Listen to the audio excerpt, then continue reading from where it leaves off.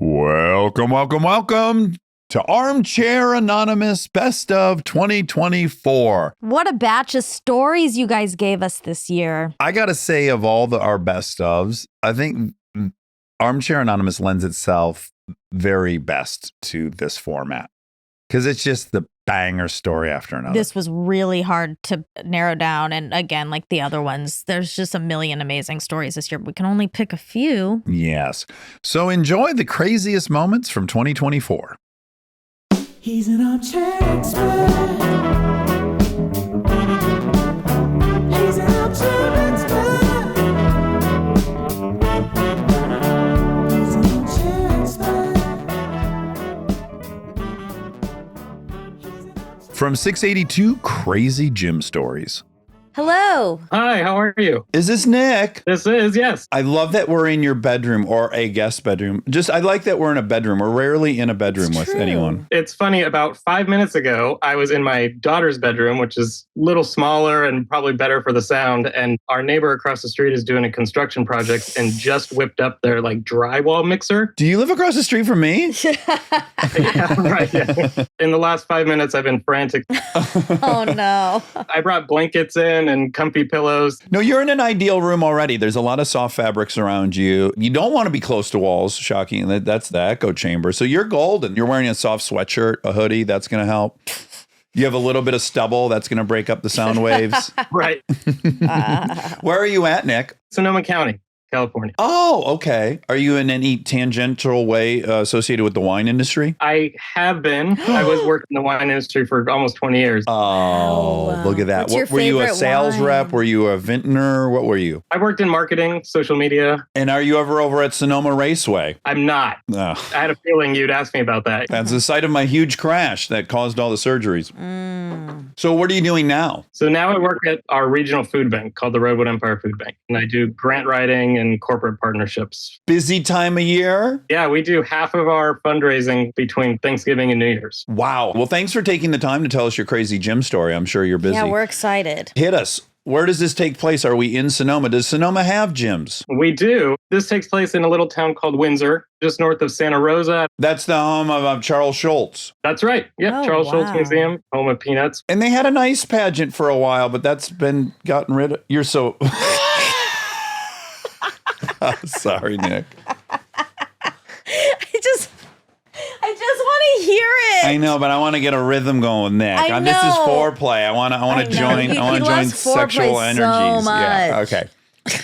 Whatever. Do they do ice skating there anymore or no? They do. They have an ice skating rink. Okay. Charlie Brown, important person. do. Vince Guaraldi. The holidays. 'Tis the season. 'Tis the season. Okay. Sorry. It's January 2000. I'm 18 years old. In between my semesters at my freshman year of college, I was going to the junior college here in town. Most of my friends had already left to go back to their schools. Some post-holiday blues, post-Y2K excitement. Oh, yeah. New Year's resolution? What was that? New Year's resolution? Oh, was going to the gym? This is relevant to the gym. I'm just laughing. I hate Monica. Do you need a co-host? Do you need a new co-host, Nick? I'm a veil. Okay, go on. So I was just kind of moping around the house, and my sister lived at home. She was a little bit older than me, and she loved going to the gym. So she dragged me to the gym one day. Put on, a new pair of warm-up pants that I had, a big hooded sweatshirt, exactly what I thought someone who would go to the gym would wear, but not at all. It's not a very big gym.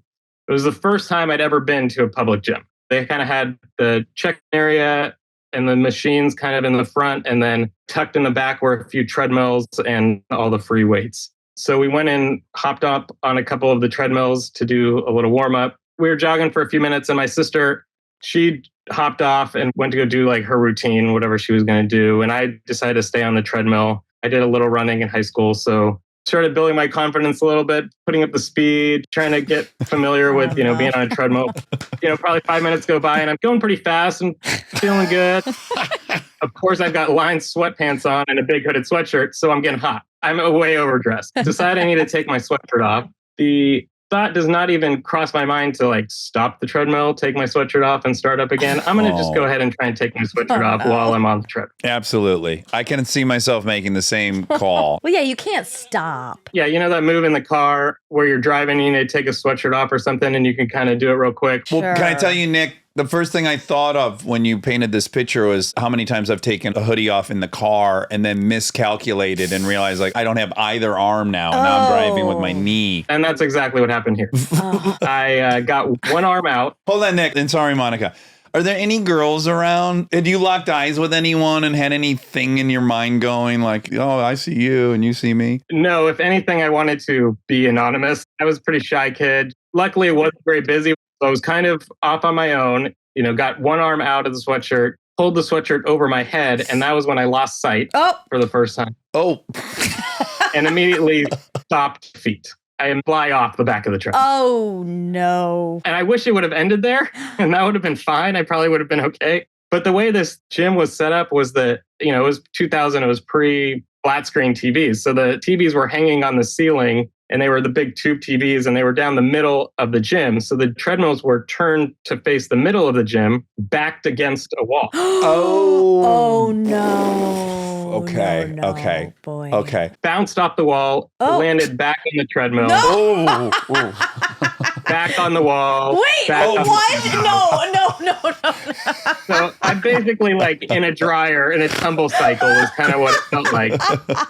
Are you still blinded by the sweatshirt? Completely blinded, sweatshirt completely halfway over my head, can't see anything. I'm just kind of bouncing back and forth between the treadmill and the wall over and over again. This is like an America's Funniest Home Video. Yeah. Or even a Simpsons cartoon, like Homer Simpson on a treadmill. Yes. So, eventually I hear my sister screaming, not really helping, but she's screaming from the other side of the room, somebody help. All this is happening so fast, too. It's probably only 30 seconds, but it feels like 10 minutes that I'm just bouncing back and forth between treadmill and wall. Eventually, somebody came and stopped the treadmill. I took inventory outside of my torn warm-up pants. Oh, no, this is so Your sad. warm-up pants tore? Oh, yeah, total rug burn. Oh, my God. You're lucky they stayed on. You could have been in your skivvies.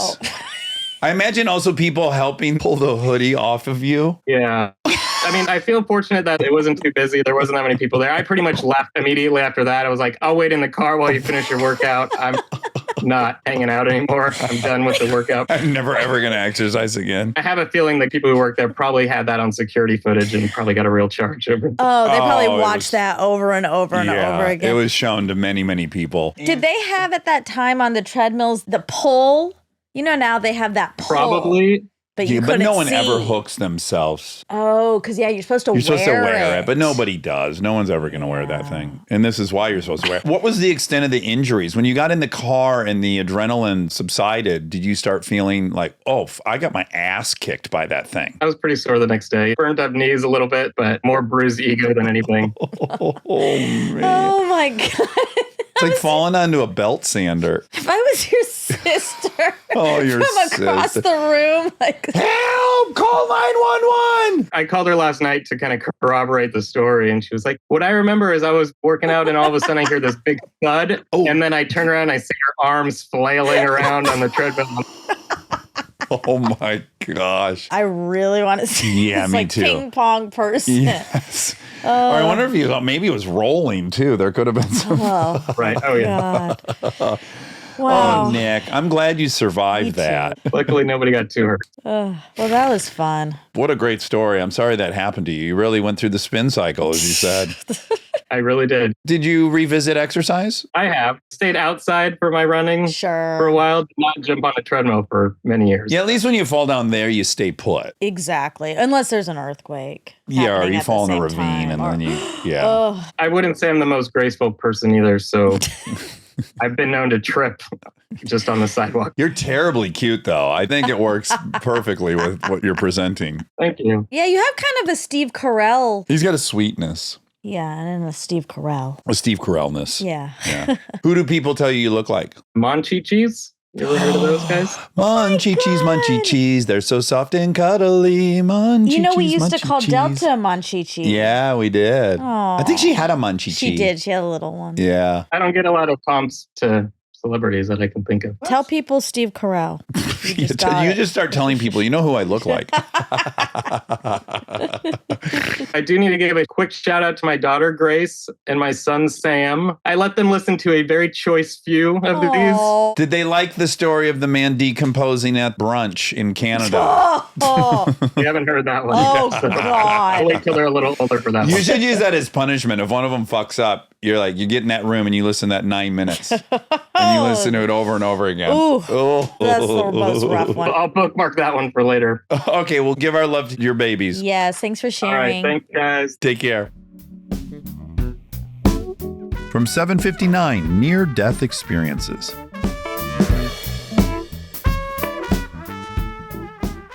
Rob, our burritos are ready.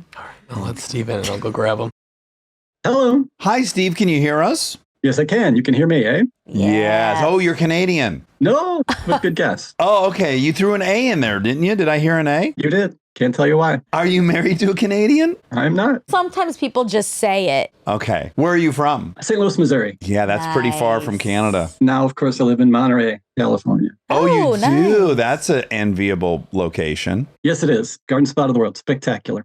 Okay, Steve, you have a near-death experience, and you've made it because we're talking to you. Yeah, that's the good news about these stories. We do know everyone's made it. Unless we talk to a medium, we talk to someone beyond a ghost. the grave.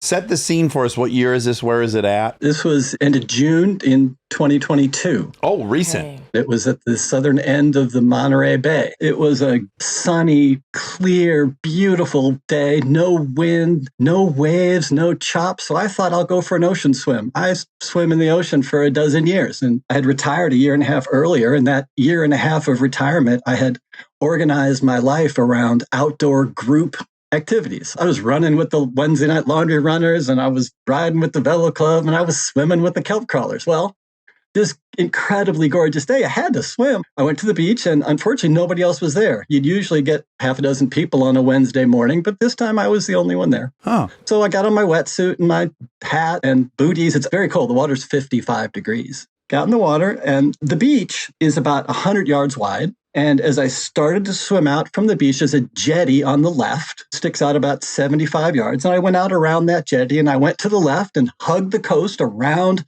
Lovers Point. Now, before you get too many ideas about Lovers Point, its full name is Lovers of Jesus Point. Oh, which wow. Not everybody knows. wow. Not as romantic as I thought. I just don't associate that with seafarers. That's Yeah. an interesting mashup. I went about 3/4 of a mile, hugging the coast the whole way. And then I turned around, came swimming back. No waves, no chop. When it's sunny, you see all the kelp and the fish and all the seagrasses flowing back and forth and the sea stars. It's just gorgeous. Do you see seals out there ever? You do. Seals sometimes like to swim under you, which can be a little disconcerting. You're swimming along and there's this gray shape that all of a sudden appears under you. Yeah, because don't they hunt within the sea kelp? They absolutely do. And I came back around the point and I'm heading towards the jetty when all of a sudden, wham! Just out of nowhere, I just got tossed up in the air and turned, and I didn't know what was going on. And then I was plunged back into the water. I look, and I am arm's length from the enormous head of a great white shark. No. Oh, No. no. No. No. The water there is about 20 feet deep, and the shark came from below and grabbed me and fully breached up into the air. You've seen photos of a great white with a seal in its mouth? Yes. But its breach is out of the water. That was me. No. Oh my God. I didn't know all that at the time. There were people on the beach who saw it. So some of this is reconstructed later, but pulled back down under the water and then it spit me out. What? Do you think because of the wetsuit? Turns out great whites will oftentimes bite the prey and then back off and let it bleed to death. Oh my. You can ew. imagine they eat seals and sea lions and elephant seals. These things have teeth and they have claws and they can fight back. So oftentimes they'll let the thing bleed. All I know for sure, I was underwater, maybe, 5 feet, I'm guessing. I could see light, so I knew which way was up. Fortunately, I had air in my lungs, probably because it lifted me into the air and I got a good breath. I don't know. And then it was right there, arm's length away from me, the left side of its head. And I can't tell you how enormous this thing is. I'm looking at that black eye and you can see this white and gray body and its teeth from its lower jaw sticking up. I can see it's bobbing its head back and forth. as if it was deciding whether to bite me again or not. Yes, and really quick, did you immediately recognize it as a great white, or was it taking you a minute? Like, is that a whale? Is that a this? Or did you immediately know what it was? I instantly knew. I'm a docent at the Monterey Bay Aquarium. I show people hammerheads and seven-gill sharks and all these things. I knew it was a great white. Your mind goes very quickly at that moment. Do you get to the point where you surrender? You're like, I'm going to die. This is it. No, I was calm. I knew I was very badly hurt. I didn't know exactly where it had bit me yet, but looking at it, I was thinking, hey, I taste of neoprene. I'm wearing a white hat and goggles. I'm not a seal. I am not your food. Please don't bite me again. And at that point, I thought, I'm going to punch it. Yeah. My fist didn't quite reach its lower jaw, but when I stuck out my fingers, I jabbed and hit its lower jaw. Tell me this now. You work at the aquarium. I had always heard you want to hit him on the nose. You went lower jaw. That's what I could reach. If you had your druthers, is the nose the right thing? I don't know. Yeah. But I would have aimed. There's some notion that that's the right thing to do. Well, there's these weird videos where they come up on the side of the boat and they rub their nose in a weird way. And have you seen this? It puts them in a like suspended state for like 20 seconds. They'll float back down and then they kind of come to. Something with their nose. There's so much stuff packed in the end of that nose. Anyways, you hit it in the jaw with your fingers. I tried to kick at it, although my injuries were such that probably I couldn't. I don't know. Yeah. I think I kicked at it. And then it was just gone. I don't remember it swimming away, but I got myself up to the surface. There was a security camera in the distance that captured this whole thing. No way. It captured the shark breaching. And then 12 seconds later, I come up and start yelling. When I got to the surface, I knew I was badly hurt. I didn't know how bad. And I sort of leaned back to try to get my legs up. I thought, don't let your legs hang down. It'll just bite you again. As I lifted my knees up, I could see my left leg where there should have been wetsuit or skin. It was just nothing but hamburger red. Oh my God. And the water was red. And I knew I was in horrible trouble. I just swam a mile and a half. There was absolutely no way I could swim the remaining 150 yards to the beach. All I could do was yell for help and hope that there are brave, kind, skilled strangers that can hear me and are willing to come out and risk their lives. And that's what happened. I was really unlucky to be bitten by the shark. And then some things happened that are just hard to believe. I'm yelling, help, help, just as loud as I can. You can actually hear it on that security camera. I could hear the emotion in my voice. I was not in terrible pain, but I knew I'm not going to make it. I was yelling for help and I couldn't see anybody coming. There was so much blood. Oh. I thought, I don't want to die like this. That was awful. Yeah. Finally, I looked to the right and saw a paddleboarder and I yelled some more and I looked again and he was coming right at me and closer. I thought, okay, I've got a chance. It turns out that there was a couple on an anniversary trip. They lived 3 hours away in Sacramento, Amy and Paul. They'd gone paddleboarding and they heard me and they started coming my way. They were a couple hundred yards away. He is a police officer, a first responder. No. She is a nurse, a healthcare professional. Impossible luck on top of impossible, terrible luck. That's exactly right. And they knew it was a shark. They could tell from the way I was yelling, there was something was way wrong. They were mentally preparing. Paul was thinking, if it is a shark, I'm going to take the paddle and put it down its throat. He's a first responder. He does this for a living. He said, no question, I was coming to save him. And then, as if that wasn't enough, from the beach, there was a group of school kids from Kansas who were out here for a weekend. It's called Blue Theology. They were here to learn about the ocean and how to take care of it. And there was a guy teaching them ocean appreciation. This guy is a surfer, a former lifeguard, a surf rescue guy. Whoa. Wow. And one of the dads of the Kansas kids saw the shark and yelled to Heath, hey, Heath, there's a guy out there. He needs you. So Heath, the surf rescue guy, he grabbed two surfboards, stacked one on top of the other, and paddled out to me. Oh my God. Jeez Louise. Can you imagine? A healthcare professional, a first responder, and a surf safety guy were Wow. the three people who heard me. And they all came rushing to me. And did they get you on top of one of these surfboards? That must have been very hard. Paul, the police officer, got to me first and tried to get me on the board. I don't remember this. I was in and out of consciousness. He could not get me on his board. Then Heath put the second surfboard in the water for me. They tried to get me on that board. It didn't work. And finally, they said, look, you're going to have to help. And I remember I reached up with my arm and I helped pull myself up onto the board. The injury was the shark's mouth bit me across my thighs and back across my lower abdomen. Of course, it's a U-shaped bite. So it got me from the right side. There's a big gouge just above my right knee and then across my left thigh. And then there are teeth marks along my left hip and then a big scar across my belly. It looks like a C-section scar now. But at the time, it was filleted open. Oh. My belly was just wide open. It's like you've got 14 huge punctures is what you have, right? I mean, that's how it does it. The bottom teeth puncture and hold. So across my backside are just a bunch of puncture marks. But the top teeth cut. Uh-huh. So it's just all ripped. Ooh. Ah. Oh, My mama. God. They did get me onto the surfboard, and I was lying face down on the surfboard, and Heath was yelling, grab my heel. So with my left arm, I grabbed his heel. He was lying face down on his board, and he starts paddling and pulling me in. Amy, the nurse, realized that I was going to fall off the board. My legs didn't work. My belly didn't work. I was unconscious. And she left the relative safety of her paddleboard and jumped into the water, got half on the back of the board, holding my legs on the board. And the other half of her is in the water, blood pouring off of me. And she held my legs on the board and kicked while Heath was paddling to get me to the shore. Meanwhile, Paul, ever prepared, the police officer, he had his phone with him. He pulled out his phone and called 911.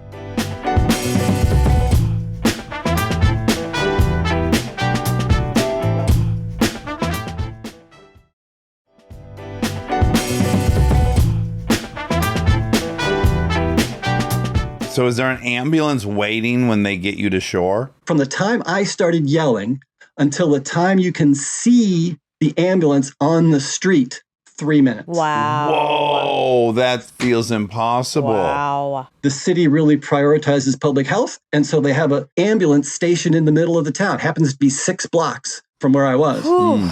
There's a hospital 5 miles away, but the taxpayers pay to keep the ambulance close. So I got to thank everybody. But there's another step in between that's equally amazing. They got me to the beach, and of course, I'm bleeding. My left arm is all ripped up, both thighs and my abdomen. I need tourniquets. On the beach, vacationing independently, were 2 ICU nurses and a doctor. Oh my God. Doctor from Detroit, ICU nurse from Kansas, ICU nurse from North Carolina. What? Well, I do have to put a little bit of a socioeconomic spin on this. Good place to get injured in Monterey where professionals go on their vacation. Yeah, like true. this happens at Wares Beach or Panama Daytona. City. You might not have the same staff on hand. Pretty good point.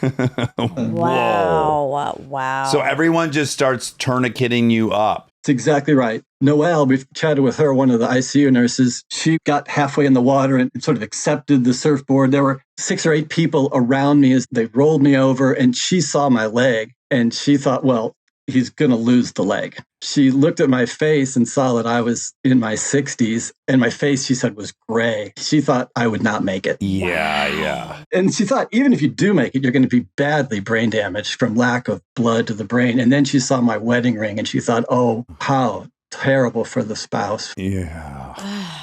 Then they got me into the ambulance and drove the 28 miles to Natividad Trauma Center. I was on the operating room table with the surgeons ready to go, scalpels in hand, 59 minutes after the shark bite. Wow. Whoa. Wow. It's kind of crazy you lived that long. I mean, I you know. must have lost so much blood. They start pumping blood into you immediately. I'm not sure. I do know the anesthesiologist, the day after the surgery, he stopped by my room and he said, when I had heard that the incoming trauma victim was a 62-year-old shark bite victim with massive blood loss, he said, I didn't have a lot of hope for you, but your heart and lungs responded like you were in your 20s, and that's why you survived. I had been doing all this outdoor group exercise. Yeah. Yes. That really helped. Of course, if I hadn't been exercising, I wouldn't have been out there swimming. It's 6 half Double-edged dozen. sword. Yeah. How long was the recovery from that? I was in the hospital for 3 weeks. I was in the ICU for only 1 day because the wounds, although they were really bad, they were quite repairable. The surgery took about 2 hours. They had to just stop the bleeding in my legs. They looked all through my belly, and amazingly, it did not break through this sheath called the peritoneum that separates all the muscle and fat and whatnot from the internal organs. So no internal organ damage. There was a chip off of my left femur, but no broken bones. And amazingly, it missed the big arteries to the leg. According to the surgeon, the big artery that runs down the front of your body into the leg, the iliac artery, he said it missed the artery by a millimeter, like a 20th of an inch. Ugh. It's amazing. The iliac, this artery is literally touching the big nerve that goes down into the leg that you use for your quads.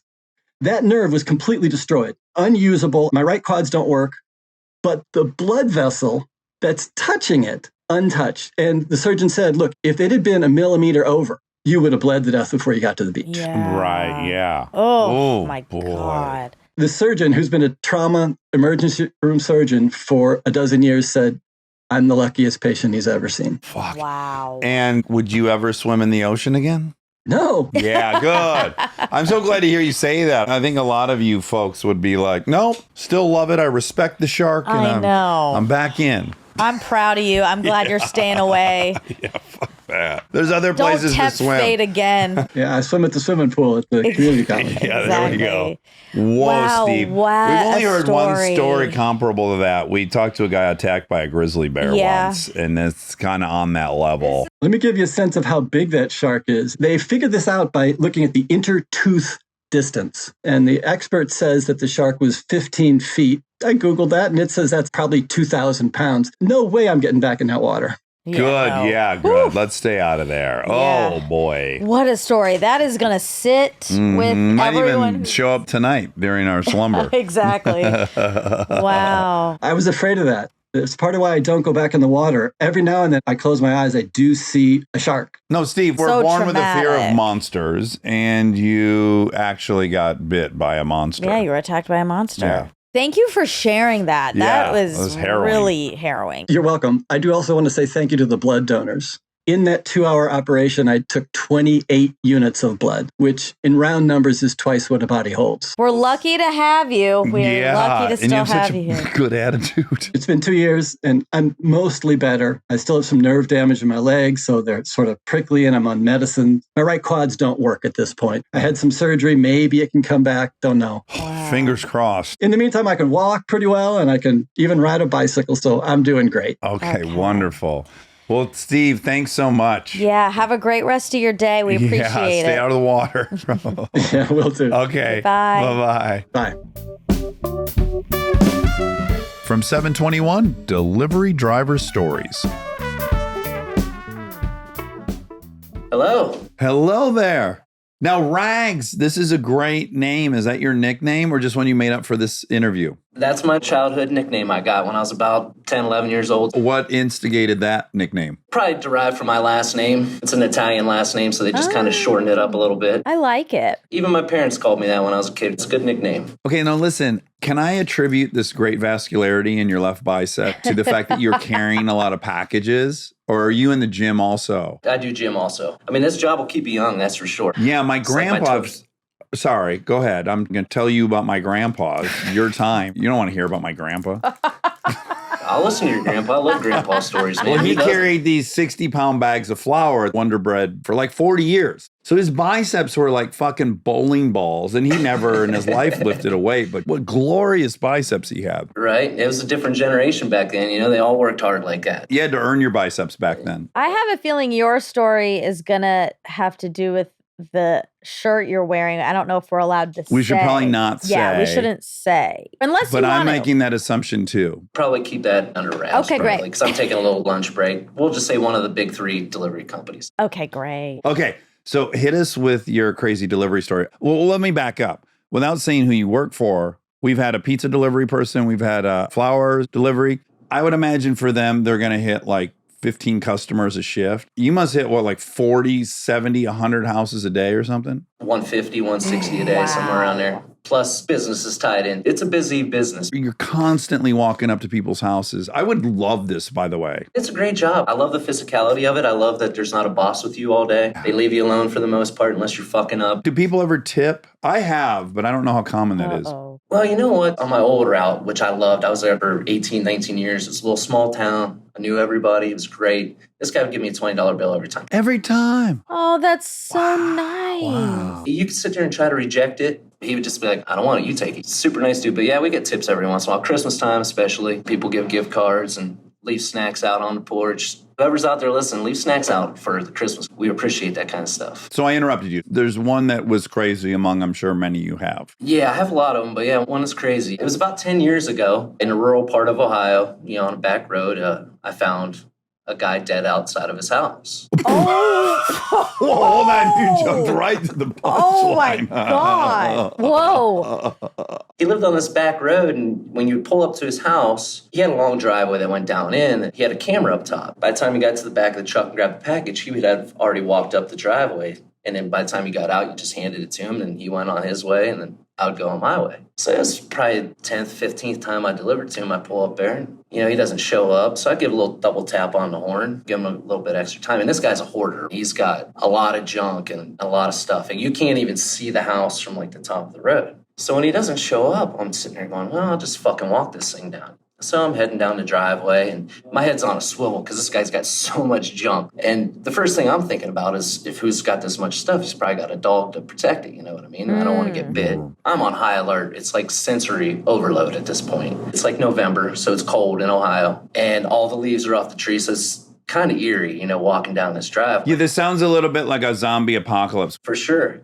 So I'm walking down there, and I hear this radio playing from the house, and it's 150, 200 yards away. So I don't think anything of it. I'm walking down there, and the leaves are swirling and shit. It's just a creepy atmosphere. I get down there, and I see this guy laying outside. It's like by a workbench. Blue-collar people are always tinkering outside, so I don't think anything of it. And so I yell his name out, and he doesn't respond to me. And I'm like, well, maybe he can't hear because of the radio's on. I'm getting closer, and all I see is his legs sticking out from this workbench. Oh, boy. And I'm like, well, you know what? Halloween just passed. Maybe somebody stuffed a pair of jeans with some leaves or something as like a scarecrow. I'm looking around like, no, this fucking guy doesn't decorate. So I'm getting closer, and he's still not responding to me. And then I noticed his arm was like behind his back, and I could see his hand was like a grayish blue color. Oh, no. So then I'm like, either this guy's dying right now, or he's already dead. Oof. Yeah. And then it's swirling. You're like, well, what the fuck do I do? I might have to save this guy's life. I was a Boy Scout when I was a kid. I took a lifeguard class. I know CPR, but that shit goes right out the window. So I get closer and get closer. This is where it gets fucked up. Wait, this is where it gets fucked up.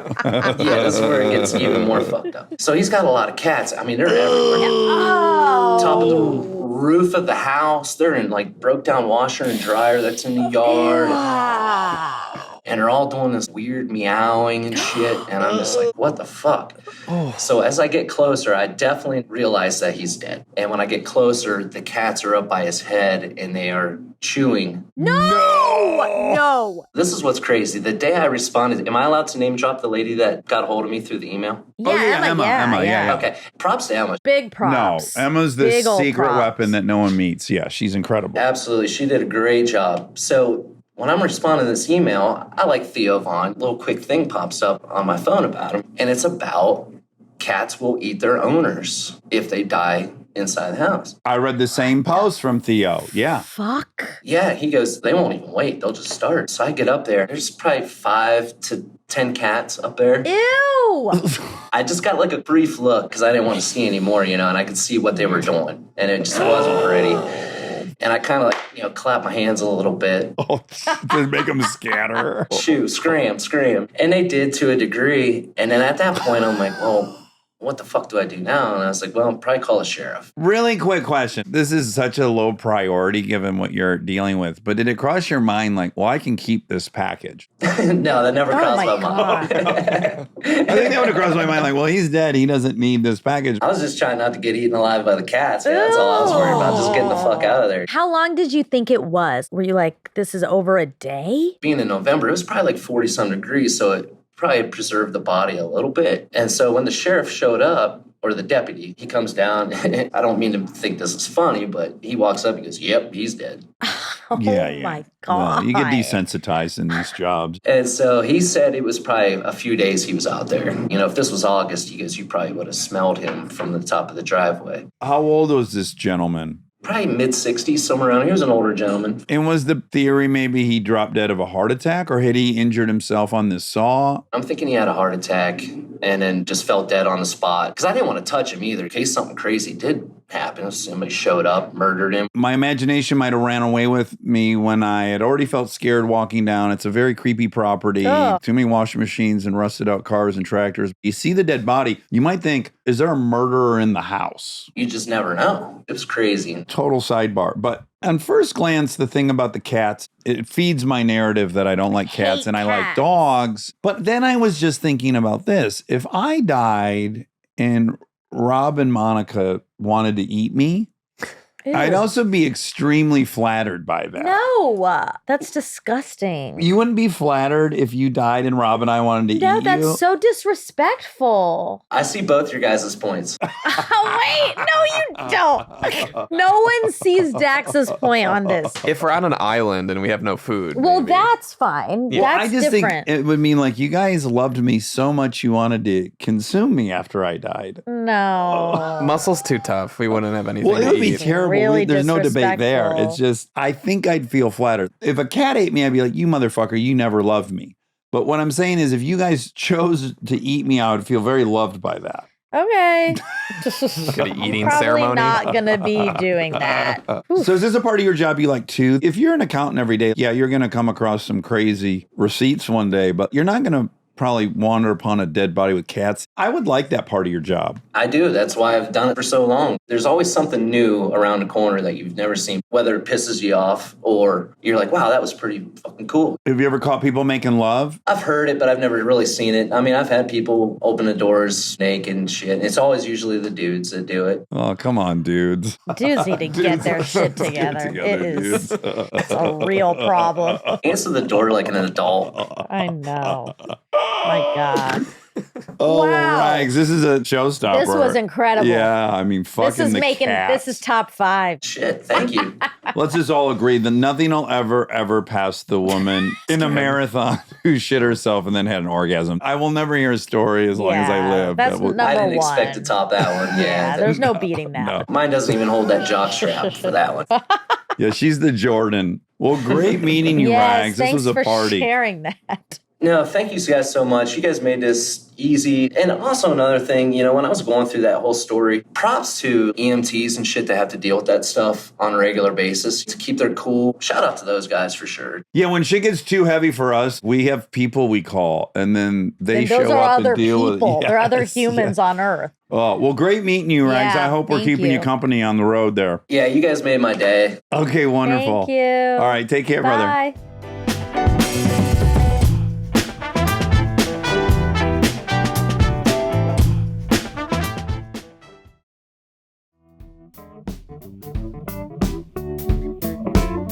From 704, Greatest Fears. Hello. Hello. Hi. We have dueling dog pictures behind our heads. You've got a golden retriever or two. Those are different? Yeah, 2. Nellie on the left. I can't even tell left or right from your view, but Rooney is the other one. One is like a sweet angel, and the other is like crackhead. They sound alternative. Rooney and Ellie. They sound like they're into alternative stuff. Nellie, short for Penelope. Oh. Also a cute alternative I name. love these names. Do you have any children? I do not. Right. I would have guessed that because the care with which you've given these dogs names. Most people just like, oh, fucking whatever. We'll call him Gus. This is meticulous. Well, I feel like I'll always have these photos now that I printed them, so they'll always have their space, whether we have kids or not. I hope you use FrameBridge to mount and display those. I wanted to. This was like a cheap rush.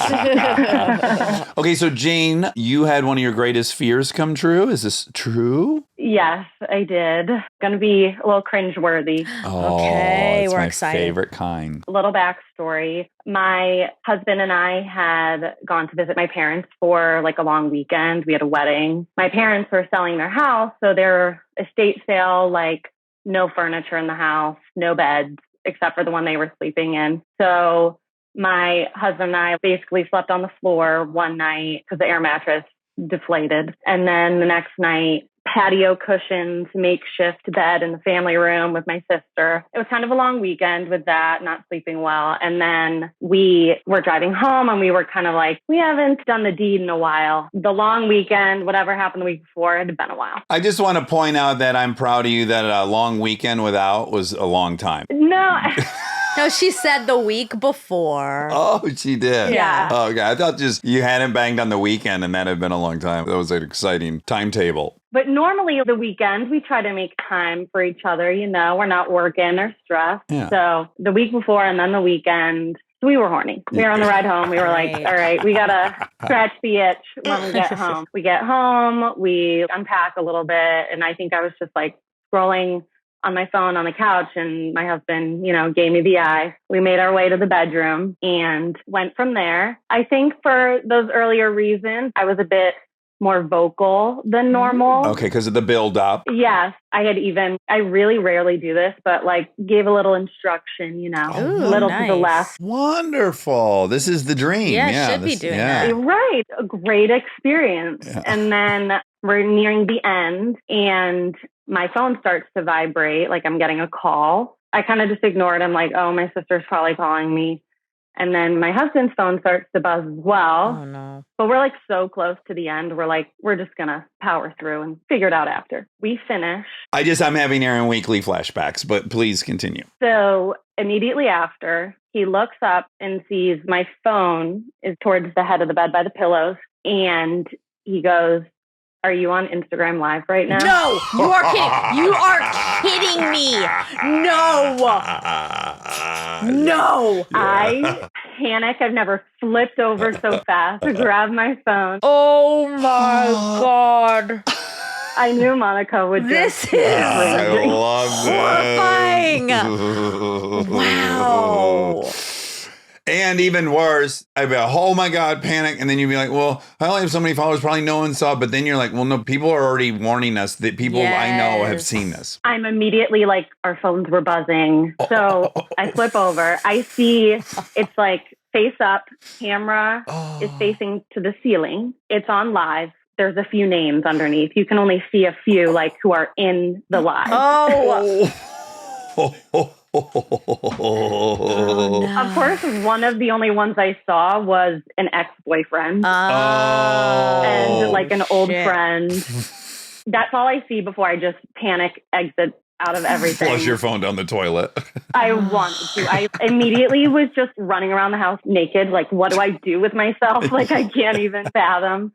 I got a call from a friend I hadn't talked to in forever. And she was like, I know we haven't talked in a long time, but I would have wanted you to call me if you noticed.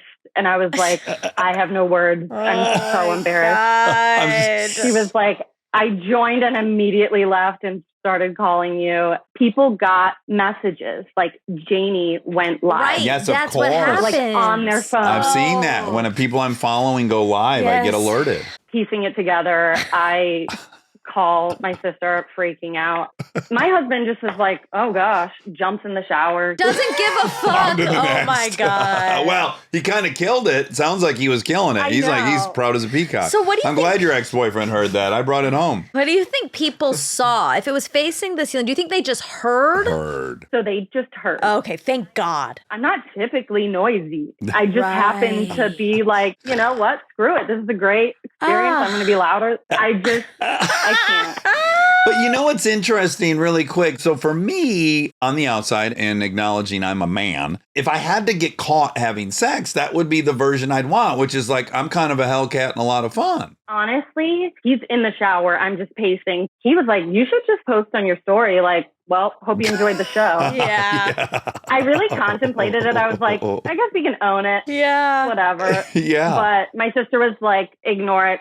It never happened. Don't talk about it. Think how much different it could have gone. The conversation they could overheard is like, I know. Yeah, get lube.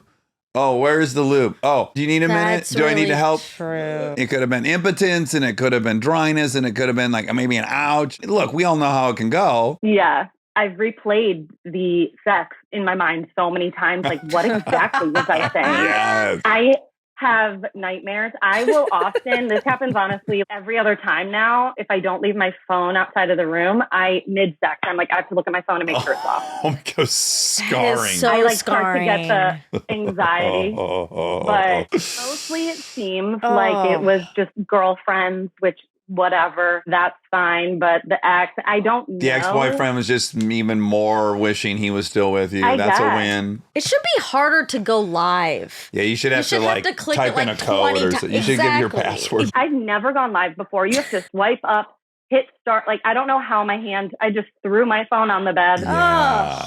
So I got a notification from Instagram shortly after, like, you've been flagged for sexual activity. Oh, wow. Well, my sister's friend reported it because she thought it would like end it. Oh. Like it would get cut off. Oh, that makes sense. Yeah. Although now you're a registered sex offender. Thank God I'm private. I don't know if coworkers saw it. Ah. I have no idea. I'm a nurse. There could have been doctors that I work with on. And I don't know. Nobody has brought it up to me. And I imagine all your interactions for the next week, you're like hyper focused on like, are they acting differently among me? Which makes you act differently, which then could make them act 100%. differently. Yeah. The flag on Instagram like took it off and it said 7M underneath. 7 minutes? No, that is long. Oh, no. I was like, maybe it was 7 minutes ago. And then the longer I thought, I was like, no, that was the entire experience. 7 whole minutes, people going in and out of the live. I have no words. It was so scary in the moment, but I mean, I laugh about it. I tell everybody now. Yeah. It's a great fantastic. story. Did you happen to hear my best friend Aaron Weekly's story about being on a Zoom AA meeting in the morning and he had no idea his microphone on? Diarrhea.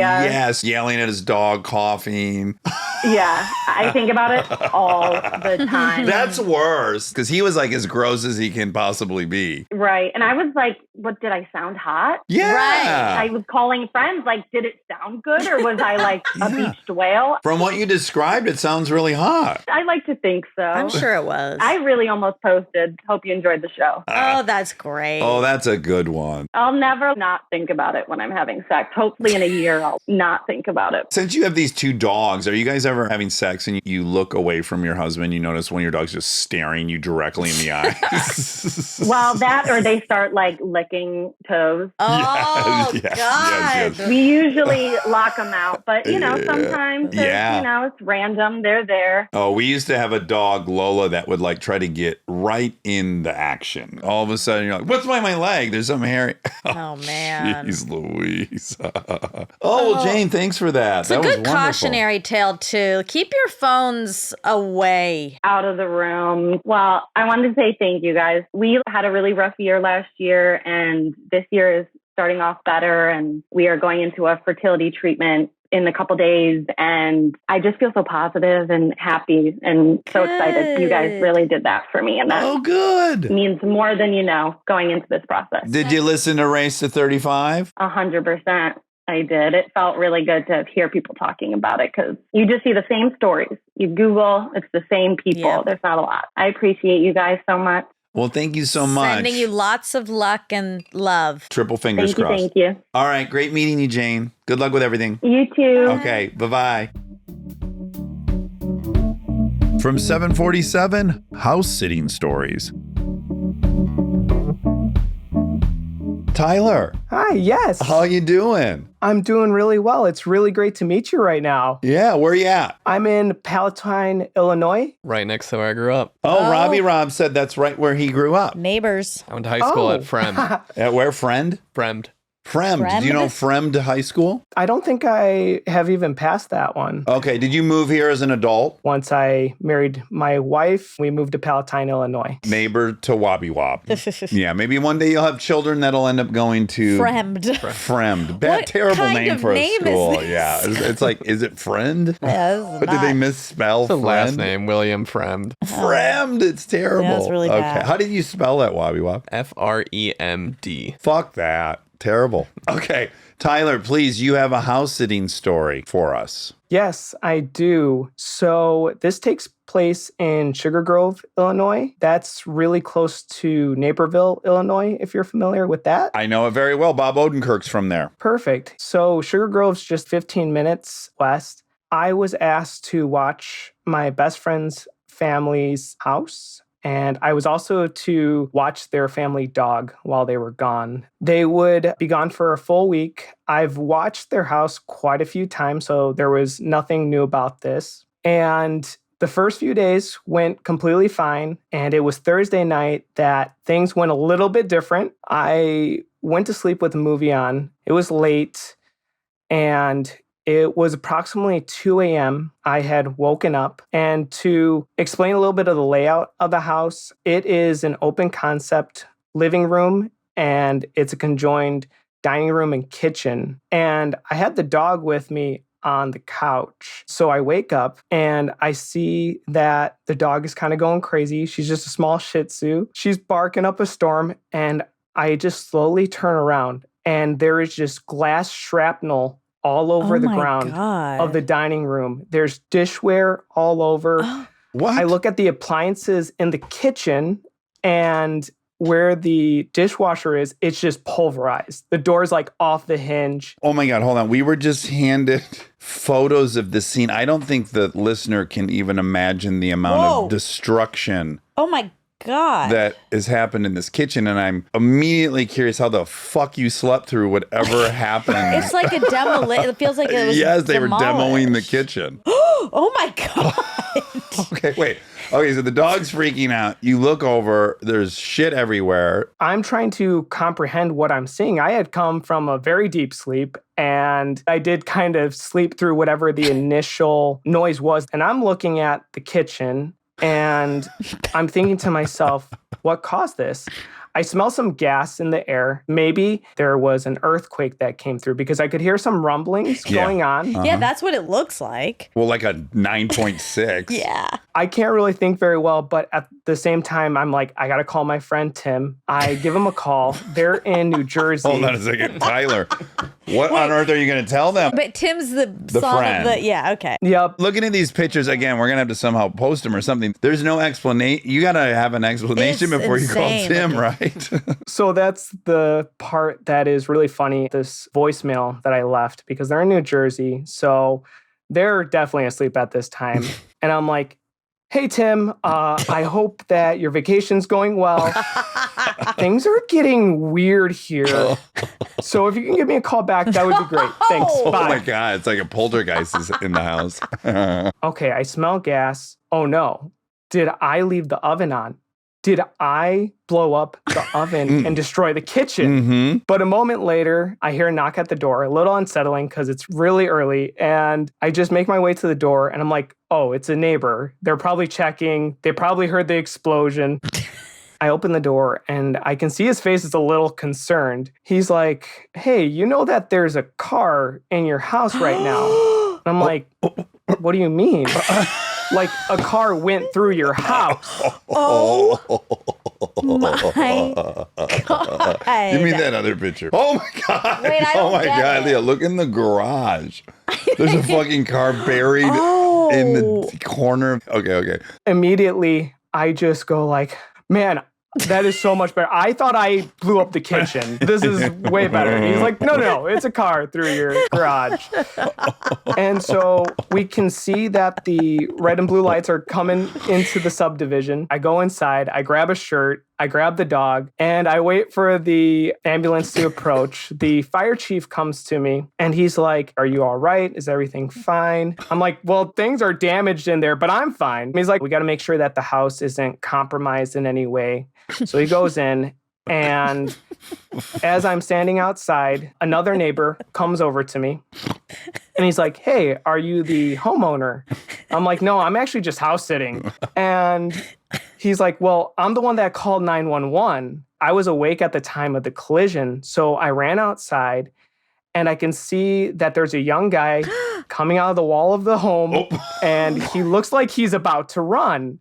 And so I tell him, stop right there. We need to wait for the cops to come. And moments later, my buddy Tim finally gives me a call back. And this is where I finally get a chance to go around the house and check the damage. As we put it together later, what the driver did was he came from the entrance of the subdivision. It's a curved road, and it goes into a straight. Instead of taking that straight, he went through the curve, he went over an empty grass lot, and he went over a curb, a road, another curve, Oh my up into the God. yard, and through the bushes and nailed the one-car garage that's attached to the house. So he blew through the side of the garage, not the garage door. Yes. Oh my fucking God. Right. Yeah, like right there's a He huge came hole in there. behind that bush. Okay. He made it through that first wall.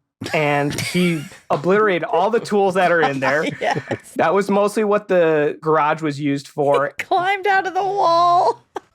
The car stops its impact at the final wall, which is the shared wall between the kitchen and that garage. So that destroyed the oven and threw all that shrapnel through the kitchen. I cannot Holy believe you did fuck. not wake up. How on earth, Tyler, did you not wake up? A car literally drove through a house. That's a joke you'd say to your partner, like, you sleep so deep a fucking truck could run through here and you wouldn't even wake up. Like, I even wonder if the dog hadn't been barking, if you would have just woke up the next day. I usually tell the story as I had the movie up very loud. There was an action movie going on. Okay. Watching Die Hard. God, wow. Holy fuck. The fire chief comes back out. He's like, hey, do you have anywhere you can stay for the night? And I'm like, no, the dog's got all her stuff in there, so I got to stay here. And he's like, okay, that's fine. If you're fine with a hole in the house, we cut the gas, so that should be fine for tonight at least. The next morning comes. He did inform me that an inspector would be coming in to check the house to see how it was compromised. The inspector comes, he goes down into the basement, he comes back upstairs, and he's like, we're going to wait for the homeowner so I can speak to him and go through all the insurance stuff that needs to be done. And so he leaves. About a couple hours later, Tim's dad finally arrives. They have cut their trip short, obviously, to come deal with this. Yep, he actually came back by himself. He left the rest of the family in New Jersey to finish the vacation. Oh, he just God. wanted to get a jump on all of the insurance stuff, and he was just so overwhelmed. He comes in and he's so happy that I'm fine. I was sleeping on the couch. Yeah, if he was going another 30 miles an hour, still wouldn't have woke up. The shrapnel definitely hit the back of the couch. So Oh my God. he was just so happy that everything was fine on my end. But as we're reminiscing, he's like, do you smell some gas?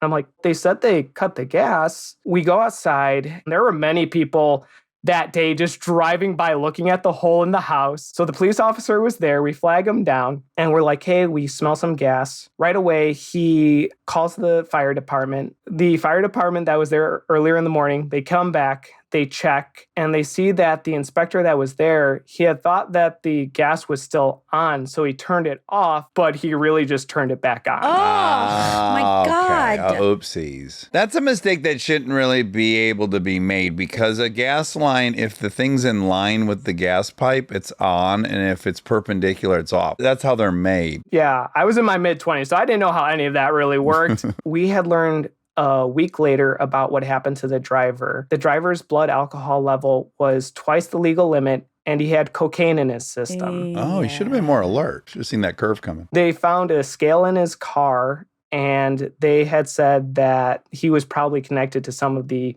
local drug dealing around the area. He actually lived just a few doors down. That is probably where he would have ran off to, but he did not have a great time that evening. Oh, wow. Oh, So boy. he got arrested. Yeah. Oh, boy. Well, hopefully he ended up in treatment. That's a pretty good low. Hopefully. It's a good story in an AA meeting. Did you get eyes on him that night? I saw the kid just sitting there on the curb, and the cops were over him just watching him. So he was fine from what I could see. What I learned later on was I heard rumbling happening, what I thought was an earthquake. That was actually the kid car? trying to get Reverse out of the car. For sure. Yeah, you got to get out of there. Yeah. My God. Let's go. Wow. Are we allowed to post those pictures? Do you think the homeowner would be fine with that? Yeah. Yeah, I think we Yeah. got to post those. I don't think anyone would realize how insanely damaging this event is. How You funny though, thought you're you trying to make exploded. yes, trying to make sense of the kitchen that literally just self-detonated. I'm really sad we didn't have the voicemail. We kept that voicemail that I had left to my buddy Tim for about a year or two, but when he changed phones, he forgot to keep Damn it. We listened to it so many times, and every time it's just like something weird is going on. I can't comprehend what I'm seeing, but it's not good.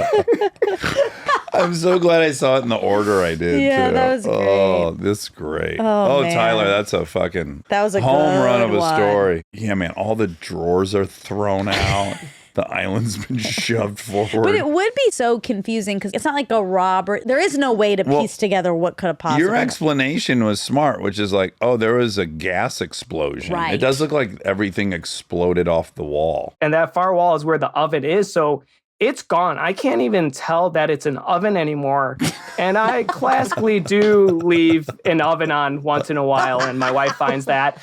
So it wouldn't be beyond me to do that.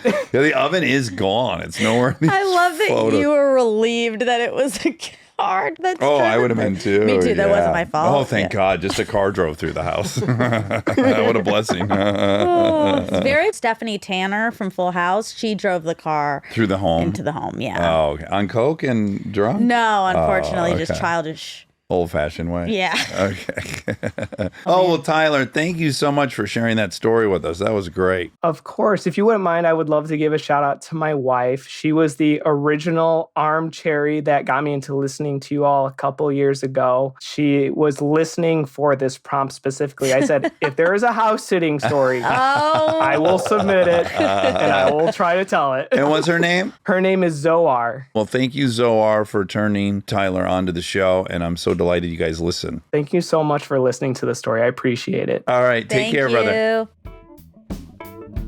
From 806 Hotel Stories.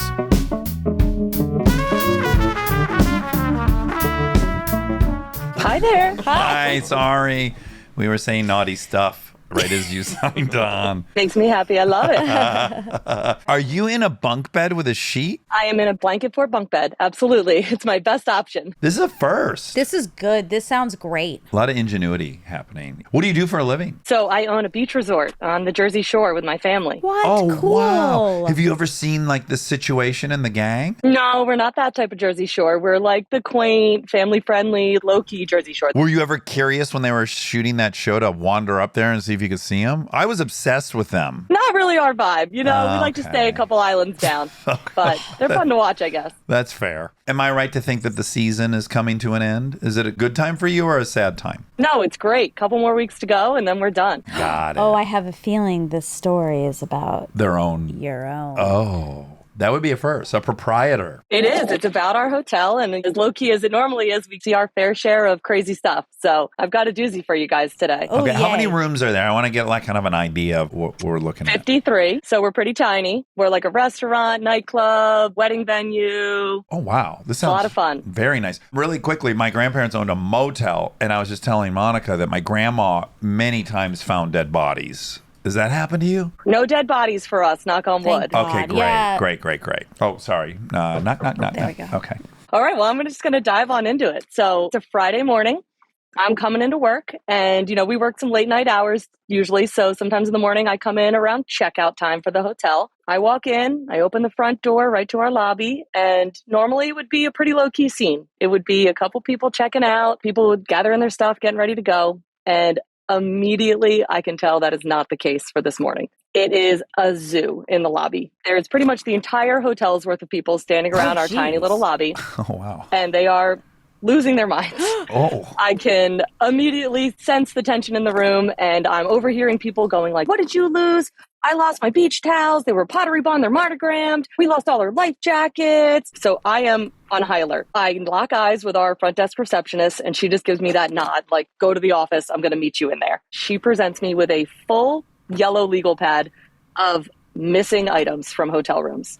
What? Side note, we are that idyllic little town where people leave all their stuff outside of the room at night. You leave your car doors unlocked. Everybody puts their beach towels, their beach gear outside of their room. Never been an issue.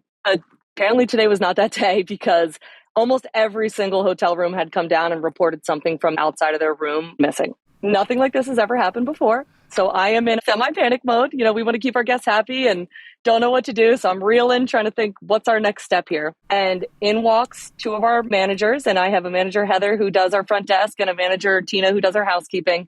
And they come in, and they were in earlier than me, and we've got a story for you. One of our housekeepers had walked by one of the other rooms and noticed as she looked through an open door, a boatload of beach stuff, like mountains of beach gear in a certain hotel room. So she's like, all right, we've got an issue. So, you know, it was like 10:45 when I got in there, checkout's 11. So I'm like, all right, let's go upstairs. I gather my girls, we head up the stairs. Some of our rooms are oceanfront, and they've got private balconies. So we go to the one next to this room, who's already been checked out of. And I walk out on the balcony and I'm peeking over to the next room and I'm trying to figure out, oh my God, is this it? And I just see mountains of things. All the beach towels stacked up, puddle jumpers, beach gear. I mean, everything. So it's now 11:01 and this is no longer this lady's room. So I'm like, all right, let's go. So I leave my girls down the hallway. I go up, I knock on the door. Little side note about this lady, she's already been an issue in the hotel. Uh-oh. You know, we've got bars, we've got a nightclub. We've had a lot of complaints about her so far already. Ranging from just she's nosy or she's aggressive, loud. Loud, aggressive, too drunk, causing scenes, chirping up people at the bar, being rude to the security guards, like you name it, she was doing it. She's been a handful. Okay. So I knock on the door, tell her who I am, kind of give her the old, hey, had a couple complaints about some hotel rooms. Are you missing anything? She's like, oh, no. What are you talking about? And as she steps sort of to the side, I look over her shoulder and I'm like, how many towels did you bring with you on this vacation? At this point, I'm like, I'm coming in the room. So I sort of just walk past her. And our rooms have a little bit of an entry hallway and then they open up into the larger space. So I'm coming in and I'm clocking all the stuff. I'm seeing the towel with Olivia's name on my it, God. the puddle jumper with the mermaids on it that's been reported missing. I have the list with me and I'm like, this is it. We've got a kleptomaniac on our hands. As I walk through the threshold to the room, I look to my right and I catch eyes with somebody I know in her bed. Oh.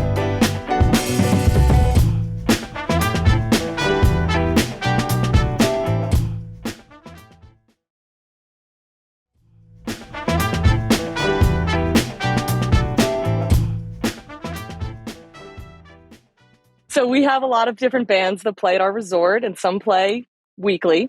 And I look over and one of the trombone players from a band who plays at the resort a lot is tucked up to his chin in her bed. And just surrounded with merch. Endless gear. I mean, a hotel's full. You could have a whole camp with the amount of gear for children that is in this room. So I look at him and we're just eyes on each other. Like we know each other and he's a deer in headlights. So I look over at her and I'm like, hey, do you guys have any kids registered with your reservation? Because I know it's just her in this room. And she goes, oh, he has kids. So she's thinking on her feet. She's moving quick. She's trying. But I know this guy. And he does not have children of this age. And I've never seen him with any family of anybody at the resort. So I look right at her and I go, that's not true. Come on. And he is still just stone cold. So I'm like, listen, guys, I'm under the assumption that you've stolen all this stuff from all of our hotel guests. I go, I'm going to take it back. I go out to the hallway. I hooty-hoot my staff and I ask them to come down. And they bring a whole crew of housekeepers. I mean, this is 5-6 ladies, arms full of stuff, just taking it all out. At this moment in your mind, have you tried to figure out, because I'm immediately thinking this is the act of a super hammered person that didn't really know what they were doing. Not so much that they actually are a thief that wants this stuff. My guess right now is she woke up and was just as surprised as you are that all that stuff was in her room. She was absolutely drinking the night before, but the reason that's not the case is because everything was nicely folded. She had mounds of towels rolled up perfectly and was loading them into her suitcase. How's she getting this out of here without people noticing? Also, what the hell are you going to do with all this stuff? Yeah. It's not like it's highly resellable. I don't think it's about that. It's just about the stealing. Okay. Also, she is so far on left field. I've just accused her of robbing the entire hotel. She could care less. She's smiling. She's joking with me. She is not defensive at all. I'm just like, okay. So we get all this stuff out of the room and I look at the guy and I go, listen, I'm going to step out of the hallway. I'm going to give you 2 minutes to get decent. And after that, I'm coming in. You guys are getting out of the room. I walk out. I'm not out there 30 seconds. He comes barreling out the door, down the hallway, won't even look at me. He's gone. So I'm like, all right, I'll deal with this guy another day. I know who this guy is. So I go back in and I'm trying to just get the ball rolling for this lady. I'm like, you got to go. We're not going to call the cops. You're like, I'm not interested in that. I'm not even there. I'm just like, you got to get out of this place. We have reclaimed everything. We're not going to make a big deal out of this, but you got to get out of here. So I'm grabbing her stuff for her. She brought a Keurig machine. I'm holding her Keurig. That she stole from the last hotel. Probably. She's joking with me about the weather. She's saying how much she loves our resort. And I'm just like, we got to go, lady. I get her down the hallway, out to her car.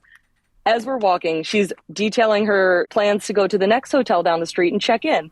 And I'm like, oh, God. See? So I get her in her car. I'm immediately calling the other hotel owner because, we're a small town and being like, hey, this is coming your way. Absolutely do not let this lady check in. Before I can even get off the phone, I'm beeping through with another call from our housekeeping manager. And she's like, you need to get back up here right away. What the fuck? I'm like, did this lady sneak back in the other side? Like, what am I getting back into? So I hustle back up there. And I get in there and there's a team of housekeepers in there. They'd come in. It's already past checkout. They're trying to get in there and clean the room. We've got a full hotel to flip over. And they are just shocked. And I'm like, what's going on? They pull back the sheets and poop stains all over the sheets. The same bed Mr. Trombone Player was just laying in. We don't have cameras in the room, so we'll never know what really happened. So he was covered in the poop when he was in the sheets? There was just poop stains, like poop juice all over the sheets. Oh, baby. And I don't know if I was so freaked out by the situation of the theft originally that I didn't smell it, didn't notice it, like the balcony door was open. But I looked down and there's one of the little maps we give out of our island that gives like tourist spots and restaurant recommendations.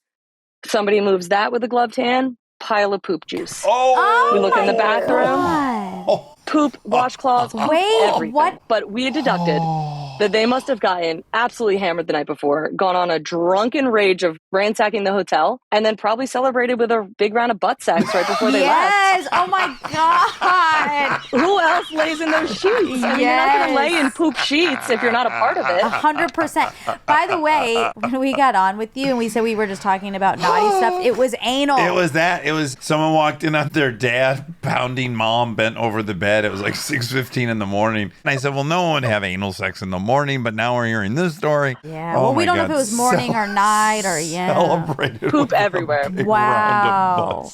That's the whole story. I mean, it ended in a good note. We have a great team. They clean the room. We have professional carpet cleaner machines. Like, we took care of it. All the guests were happy just to get their stuff back. So it was a happy ending. Oh my God. I wonder if there was any poop on any of the stuff. People are animals. It was nuts. It's been 6-7 years since this story, and we still call the trombone guy Roto-Rooter.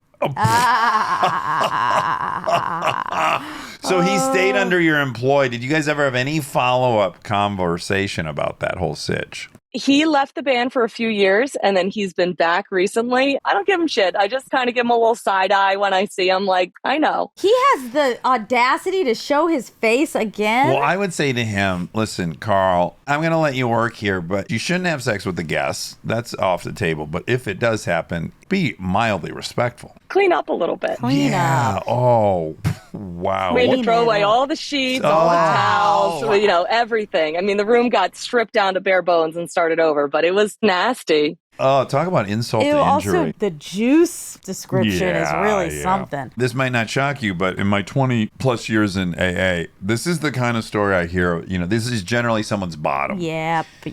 Pun intended.